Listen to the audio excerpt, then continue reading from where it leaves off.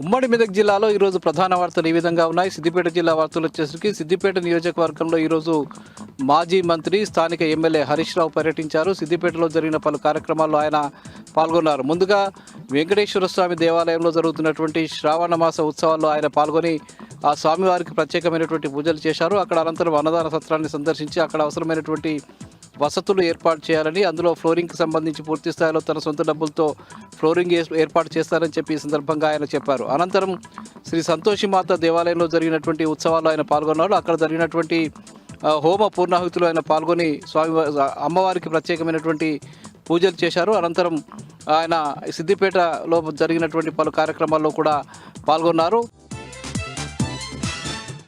సిద్దిపేట విపంచి ఆడిటోరియంలో జరిగినటువంటి యోగా కార్యక్రమంలో ఆయన పాల్గొన్నారు. రాష్ట్ర స్థాయిలో మహిళల కోసం ఏర్పాటు చేసినటువంటి యోగా కార్యక్రమానికి ముఖ్య అతిథిగా హాజరై ఆయన పాల్గొని యోగాకు సంబంధించి ముఖ్యంగా ఆరోగ్యవంతమైనటువంటి సిద్దిపేటను తయారు చేయడం కోసం 5 సంవత్సరాలుగా తాము కృషి చేస్తున్నామని, ఆ కృషి ఫలిస్తున్నదని ఆయన చెప్పారు. ఇప్పుడు సిద్దిపేటలో అనేక మంది యోగా చేస్తూ తమ ఆరోగ్యాన్ని మెరుగుపరుచుకుంటున్నారని చెప్పారు. ముఖ్యంగా చిన్నపిల్లలకు కూడా యోగాను అలవాటు చేయడం ద్వారా ఆరోగ్యవంతమైనటువంటి అలవాట్లని చేయాల్సిన అవసరం ఉందని చెప్పారు. ముఖ్యంగా చదువుతో పాటు ఆటలను కూడా తల్లిదండ్రులు పిల్లలకు అలవాటు చేయాల్సిన అవసరం ఉందని చెప్పి ఈ సందర్భంగా హరీష్ రావు చెప్పారు.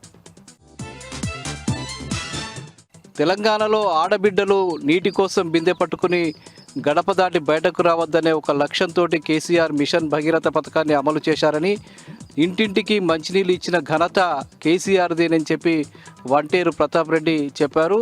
ఆయన మిషన్ భగీరథ ద్వారా ఇంటింటికి నీళ్లు వస్తున్న సందర్భంలో ఈరోజు గజ్వెల్లో కేసీఆర్ చిత్రపటానికి గోదావరి జలాలతో ఆయన నీటితో అభిషేకం చేయడం జరిగింది. ఈ సందర్భంగా గజ్వెల్లో భారీ ర్యాలీని కూడా నిర్వహించారు.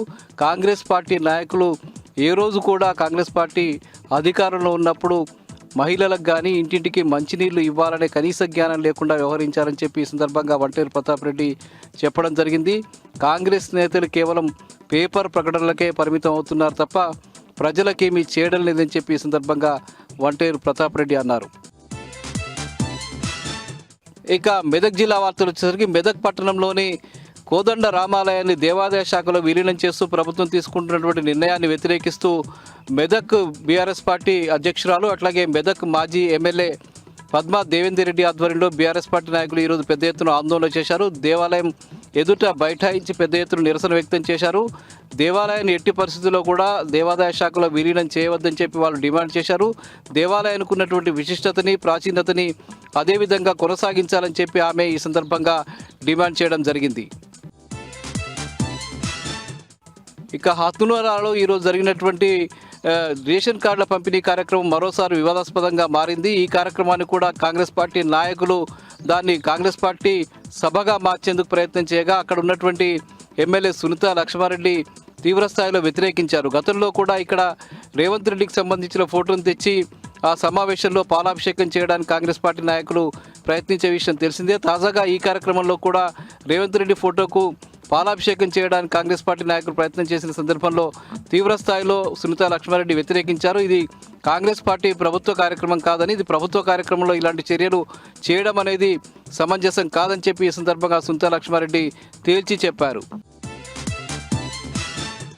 ఇక సంగారెడ్డి జిల్లా జహీరాబాద్లో ఈరోజు బీఆర్ఎస్ పార్టీ నాయకులు మీడియా సమావేశం నిర్వహించారు. అధికార పార్టీ నాయకులు అభివృద్ధి ముసుగులో రియల్ ఎస్టేట్ వ్యాపారం చేస్తున్నారని చెప్పి ఈ సందర్భంగా ఎస్సీ సెల్ నాయకుడు వై నరోత్తం రెడ్డి ఈరోజు ఆరోపించడం జరిగింది. ఆ ప్రాంతంలో భూములు సేకరించినటువంటి ప్రభుత్వం వాటిలో అభివృద్ధికి సంబంధించిన పనులు చేయకుండా రియల్ ఎస్టేట్ వ్యాపారాలు చేస్తుందని చెప్పారు.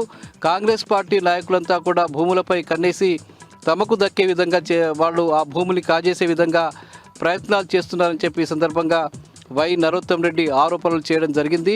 అక్కడ మంచి భూముల్ని పూర్తిగా అక్కడ ఉండేటువంటి చెరువుల్ని, కుంటల్ని, వాగుల్ని, వంకల్ని ధ్వంసం చేసి రియల్ ఎస్టేట్ వ్యాపారం చేయడం కోసం ప్రయత్నాలు చేస్తున్నారని, తక్షణమే అధికార పార్టీకి సంబంధించిన నాయకులు ఈ ప్రయత్నాలు విరమించుకోవాలని చెప్పి ఈ సందర్భంగా వై నరోత్తం రెడ్డి డిమాండ్ చేశారు. ఇవి ప్రధానంగా ఈరోజు ఉమ్మడి మెదక్ జిల్లాలో ఉన్న వార్తలు.